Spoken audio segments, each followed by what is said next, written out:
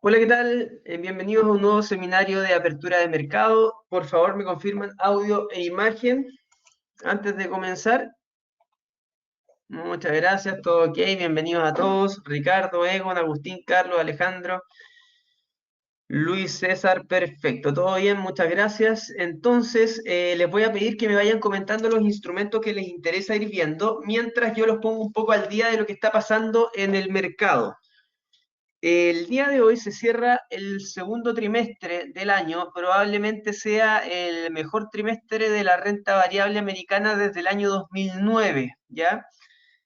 A pesar del avance del coronavirus y también a pesar de las advertencias de la Organización Mundial de la Salud.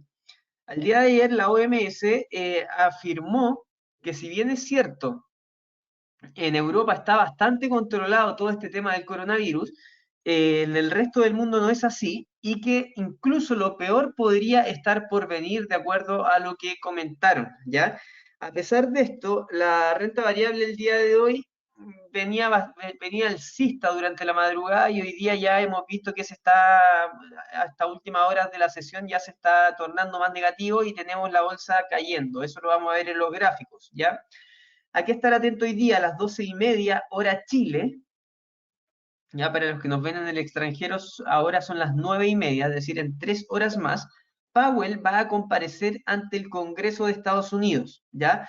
La Reserva Federal ya dio a conocer el discurso que va a utilizar. Acá lo que va a hablar va a ser acerca de la recuperación económica. Va a asegurar que la economía de Estados Unidos entró en fase de recuperación, pero va a mantener la cautela de que la recuperación del mercado laboral va a ser mucho más lenta de lo que se había previsto en una primera instancia.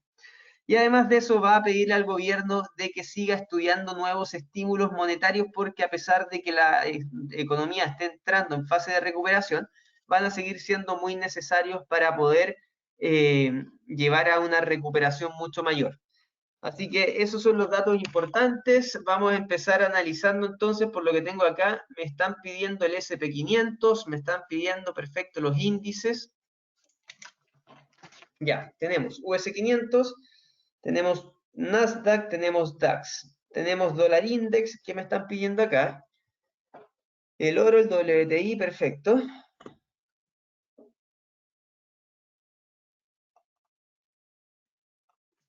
Ya. Euro dólar, dólar contra el peso chileno, dólar canadiense.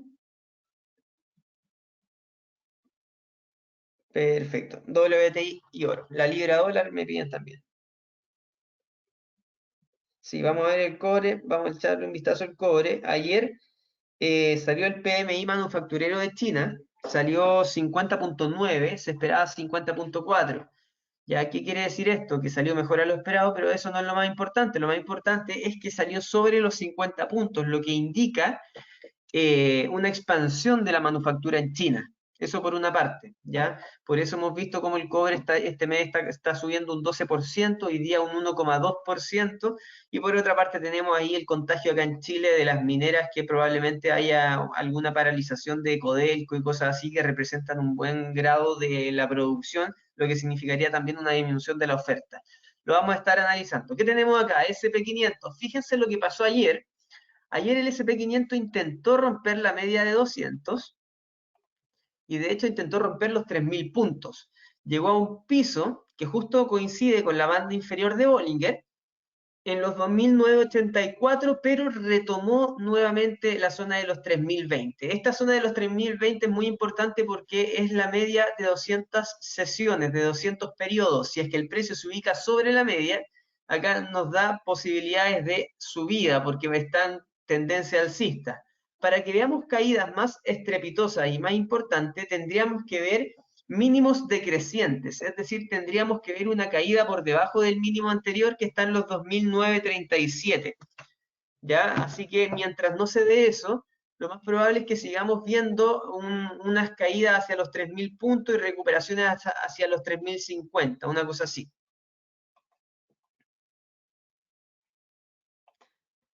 Si lo vamos a ver en gráficos ya de corto plazo, en gráficos de 1 hora, veamos qué es lo que nos indica. De a poco va a ir aumentando un poco más la volatilidad, por ende lo más probable es que veamos que las bandas se empiecen a ampliar. Ya, en este caso, la idea de estar comprando en estos precios, yo mantendría un stop loss súper acotado.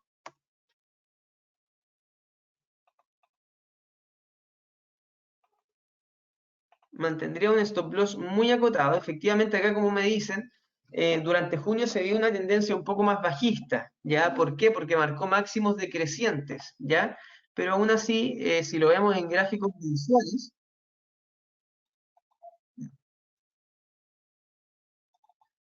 fíjense que aún así, si es que lo vemos en gráficos mensuales, estamos cerrando un mes por sobre a la apertura de este mes, es decir, un junio finalmente alcista, ¿ya? En estricto rigor. Entonces, fíjense acá, lo más probable es que vaya a buscar la zona de los máximos anteriores, en torno a 3060, y luego debiésemos ir a buscar la zona de esta media que estaría en 3073 y que coincide muy bien con la zona de máximos anteriores. Está en esta zona aproximadamente. Ya, así que alcista siempre y cuando mantenga un stop loss por debajo de los 3030 y un take profit en 3075 en el SP500. Con respecto al Nasdaq, si nos vamos a ver el Nasdaq, el precio se mantiene sobre, fíjense que el precio se mantiene sobre la banda al medio de Bollinger, que son los 9.927. Por ende, tenemos que seguir alcista hasta los 10.290 como primer objetivo y 10.550 es el nivel que teníamos de manera que le siga a los 10.300 aproximadamente, que lo vimos esto con esta expansión de Fibonacci, ya que esta expansión de Fibonacci se utiliza cuando ya está en máximos históricos y por ende no tengo más visión para atrás, no tengo más techos. ¿Ya? Y fíjense cómo nos marca acá un máximo ya en los 11.000 puntos, pero esto ya es mucho más adelante.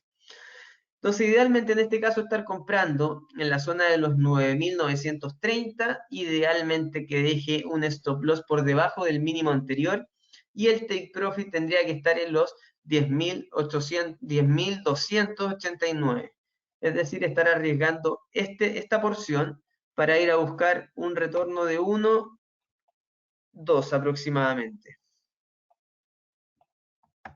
Un retorno de 1, 2. ¿Ya? Así que el riesgo y retorno sería 1 contra 2, lo cual nos coincide con la gestión del riesgo. Recuerden que es muy importante la gestión del riesgo porque si es que nosotros arriesgamos menos de lo que vamos a buscar como retorno, en el largo plazo tenemos que ser rentables. ¿Ya? Así que mucho ojo con esa gestión del riesgo. Así que alcista en el US 100, idealmente estar comprando lo más cercano a los 9.927. Fíjense lo que está armando acá el DAX, disculpen. Está lateralizando entre este nivel y estos. Si se dan cuenta, es un canal bastante claro, lateral. Ya acá lo ideal sería estar vendiendo en la zona de los 12.330. Eso es lo que debiésemos hacer, estar vendiendo en esa zona siempre y cuando dejemos un stop loss en los 12.372. ¿Ya? 12.330 venta, stop loss 12.372 y el primer objetivo bajista lo tendríamos que tener en los mínimos anteriores que son los 12.180. ¿Ya? Yo me mantendría en ese rango porque fíjense que acá puede que veamos un canal lateral mucho más pequeño que este gran canal lateral que teníamos marcado. Entonces la idea es estar vendiendo con un stop loss en esta zona porque si supera estos niveles ya debiese ir a buscar los máximos anteriores hacia 12.700. Entonces la idea es que si supera esto, nos saque lo antes posible, con la menor pérdida posible en caso de que siga subiendo. De lo contrario, veríamos caída hacia los 12.180.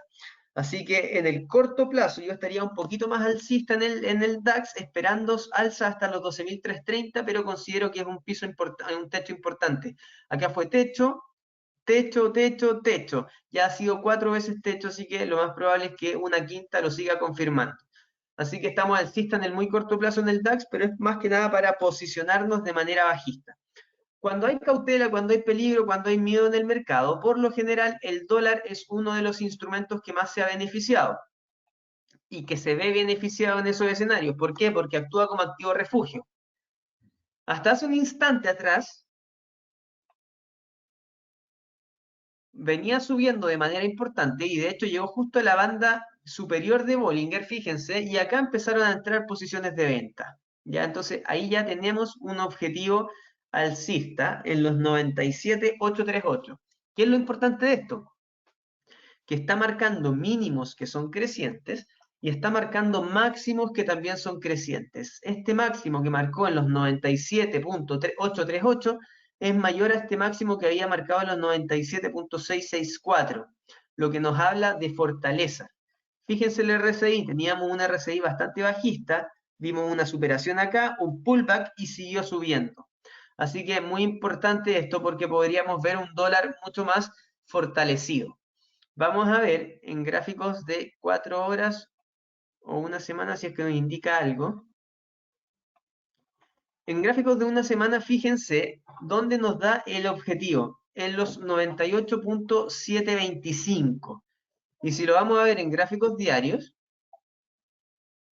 nos vamos a dar cuenta que los 98,725 coincide muy bien con el piso anterior, que era este piso de este canal que había formado. Así que es muy probable que veamos ataque hacia esa zona. ¿Qué es lo que tendríamos que hacer entonces? Idealmente, y ahora lo vamos a ver un poco más de corto plazo, idealmente estar comprando y subirnos a esta tendencia en estos niveles. Yo me subiría a la tendencia en los 97,388, porque fíjense que va a empezar a respetar la banda del medio de Bollinger, y dejaría mi stop loss por debajo de los mínimos anteriores. En este caso el stop loss debiese ir por debajo de los 97,032. Y el objetivo tendría que estar en los 98,725. Ese es el trade que haría, ¿ya? Así que idealmente estar comprando en 97,388 con stop loss en 97,032 y take profit en 98,725. Julián, discúlpame, nos pregunta si el PMI de Chicago sale menor a lo previsto, ¿podríamos ver caída del dólar? Sí, efectivamente, si sale menor a lo previsto, podríamos ver eso. ¿Qué información tenemos hoy día? Hoy día tenemos confianza del consumidor, dato bastante importante. PMI de Chicago en un minuto más, ya se espera 45 puntos. Esto quiere decir que se espera una contracción. Recuerden que los PMI siempre se miden en base a los 50 puntos. Sobre 50 es expansión, por debajo de 50 es contracción. En 16 minutos más, a las 10 de la mañana, confianza del consumidor, dato muy importante. Se espera mejor al anterior. Y a las 12:30, lo que hablábamos de la comparecencia de Powell ante el Congreso de Estados Unidos. ¿Qué más tenemos acá entonces? Dólar index, ya vemos que estamos alcistas. Euro dólar. ¿Qué tenemos? Gráficos de 4 horas en euro dólar.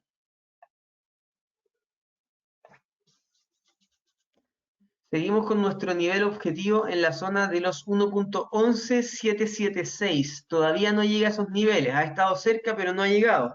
Fíjense que esta zona ya va a ser una zona de techo, los 1,12300. Así que idealmente estar vendiendo en esos niveles, siempre y cuando mantengamos un stop loss por encima de los máximos anteriores. Es decir, debiésemos estar vendiendo en 1,12,306 con un stop loss en 1,12,543 y un take profit en los 1,11,776. Ya, así que seguimos bajistas con el euro dólar y muy en línea con las alzas que esperamos en el dólar a nivel global. Con respecto al cobre, fíjense lo que viene pasando con el cobre. Ya superó el 78,6, que era nuestro nivel objetivo. Superó el 78,6 de Fibonacci y ya el único nivel que nos queda vendrían siendo el 100% de Fibonacci. Es decir, lo más probable es que el cobre vaya a buscar el máximo anterior en la zona de los 62,99. Esas zonas son los 2,85 dólares la libra, ¿ya? Así que es muy probable que veamos ataque hacia la zona de los 2,85 dólares la libra en el petróleo.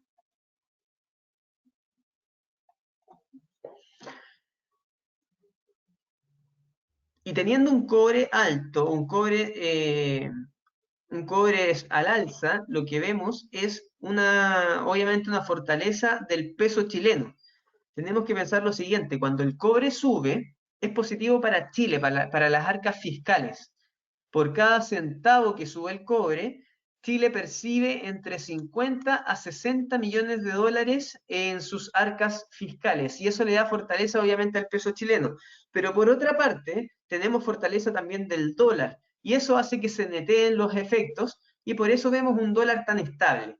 A pesar de esto, fíjense cómo ha respetado la zona de los 821 aproximadamente. Fue techo en estos niveles, fue techo acá, techo acá, techo acá, y ya va por su quinta vez como techo. Entonces esta es la media que nos está marcando la tendencia del instrumento. Si es que el precio del dólar contra el peso chileno se mantiene por debajo de los 821 y no es capaz de superar esos niveles, lo más probable es que veamos caídas nuevamente hacia la zona de los 810, que acá está haciendo una especie de lateralización, ¿ya? Y que coincidiría muy bien con la banda del medio de Bollinger. Entonces este es el nivel clave. Yo lo que estaría haciendo, estaría vendiendo en los 821 en niveles actuales, dejando un stop loss en los 825 con un take profit en los 810.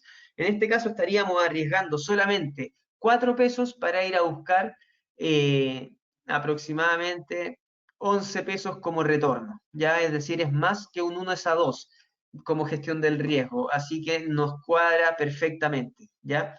¿Por qué me saldría los 8.25? Porque eso estaría marcando máximos crecientes y ya podría irse a los 8.34 o incluso en ese caso podría retomar los 840. ¿Ya? Lo cual no me parece lógico por el momento, ¿ya? Así que por lo mismo estaría vendiendo en esa zona con un stop loss en 8.25. Así que ahí vimos el dólar peso, el cobre. Nos falta la libra y el dólar canadiense. La libra se mantiene ya en su tendencia un poco más bajista. Estábamos esperando algo más de alza, pero finalmente no se está dando. Y vamos a ver qué es lo que está pasando acá. En gráficos de 4 horas, fíjense, primero que todo, que el RSI está absolutamente bajista. El RSI puede ser el primero en adelantarnos un cambio de tendencia, siempre y cuando supere al alza esta directriz bajista. Mientras no lo haga, la tendencia debe seguir siendo bajista. Y fíjense cómo está respetando estos niveles, estas bandas, como techo. Entonces, idealmente estar vendiendo en torno a los 1.23436 con objetivos bajistas en la zona de los 1.22, en la zona inferior de Bollinger, en 1.22389. Y acá idealmente dejar el stop loss sobre los máximos anteriores. Ese sería el trade de corto plazo.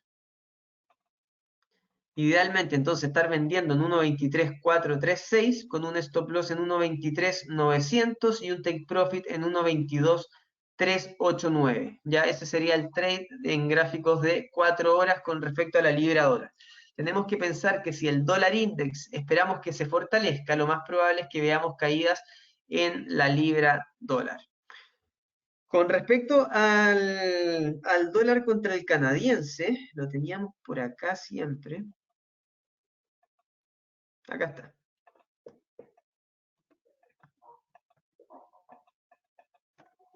A ver, ¿qué tenemos acá?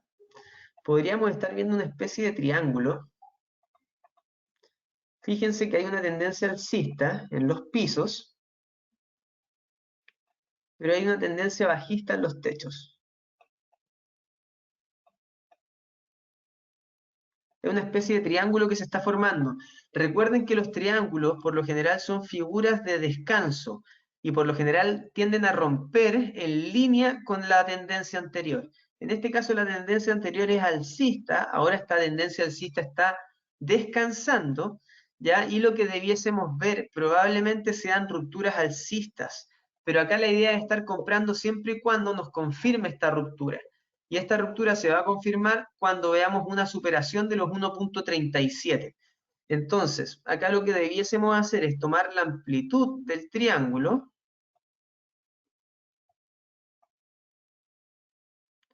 y proyectar esta amplitud desde el punto de ruptura. Supongamos que rompen esta zona y acá ya tendríamos un objetivo alcista en torno a los 1.37.700, ¿ya? El stop loss debiese ir dentro del triángulo. Entonces debiese hacer el trade. Incluso podríamos dejarlo, porque tenemos espacio, por debajo de la banda del medio de Bollinger. Entonces, en este caso, en una hora estaríamos arriesgando este retorno, o sea, este riesgo para ir a buscar este retorno. 1, 2,5 aproximadamente. ¿Ya? Es decir, estaríamos arriesgando 1 para ir a buscar 2,5. ¿Ya? Así que ese sería el trade, pero entraría siempre y cuando viera una ruptura sobre los 1.37. ¿Ya? Así que eso con respecto al dólar canadiense, el WTI y el oro, que tenemos acá. Acá tenemos el WTI. Fíjense que, bueno, desde la semana pasada que veníamos comentando que no pudo romper el gap, ya no pudo superar la zona de los 41.57, el máximo fue 41.61, pero aún así se mantiene sobre la banda de al medio de Bollinger, es decir, se mantiene en una tendencia alcista. ¿Ya? Idealmente lo que tendríamos que hacer en este caso es estar comprando en 38.40 y dejando un stop loss en 37.11. Es decir, vamos a estar arriesgando esto para ir a buscar un retorno de 1 y un poquito más de 2. ¿Ya? Entonces la idea es esa, estar comprando en 38.40 con un stop loss en 37.11 y el objetivo nuevamente en el gap, en los 41.57 que son los máximos anteriores. ¿Ya? Así que ese es el trade que tendríamos que hacer en el WTI. Y en el oro, fíjense lo que está haciendo una especie de canal lateral entre 1777 y 1750. No ha sido capaz de superar los 1777. En caso de que los llegue a superar, lo más probable es que tengamos 1800 y 1810 como objetivos. De hecho, podríamos incluso tomar la amplitud de este canal y ponerlo desde el punto de ruptura y nos vamos a dar cuenta que nos estaría dando entre 1800 y 1805 el objetivo. Eduardo me pregunta si en el canadiense entraría de inmediato al romper o es preferible esperar un pullback. Yo entraría inmediato al romper. Ya, por eso el stop loss tendría que estar por debajo de un eventual pullback, Eduardo. ¿Ya? Pero ojo, ¿qué es lo que me preocupa del oro? No es tanto el piso, sino que es el techo. Fíjense que no tuvo la fuerza de llegar a los máximos anteriores en el último ataque, a los 1778. ¿Ya? Entonces acá fue perdiendo fuerza. Eso es lo único que me podría preocupar de una subida del oro.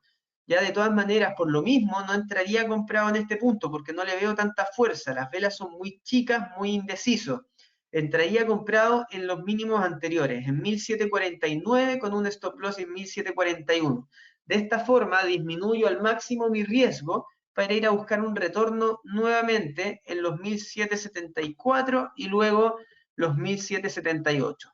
Si ya veo superación de esta zona, me voy directamente a los $1.800 la onza. Ya estamos terminando, vamos a ver por último el australiano contra el yen, que me lo habían pedido, y damos por finalizado el seminario. Si tienen dudas, por favor, acuérdense contactarse con sus ejecutivos para que les puedan ayudar y ampliar la información. Vamos a ver entonces el dólar contra el australiano contra el yen.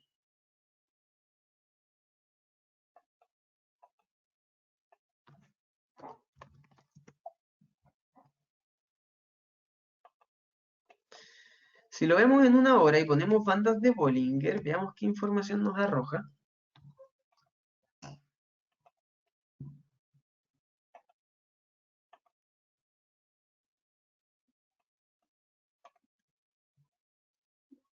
En una hora está en una especie de canal lateral. Ay, fíjense que tenemos pisos acá y techos acá. Está lateralizando. Veámoslo en 30 minutos.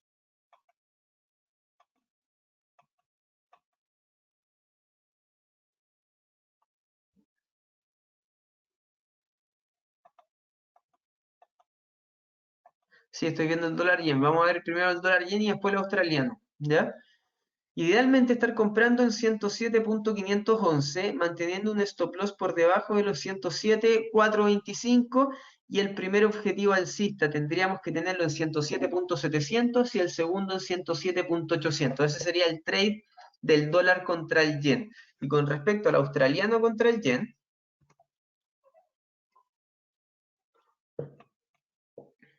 acá qué podríamos ver. Estos gráficos de media hora, vamos a verlo en gráficos de 4.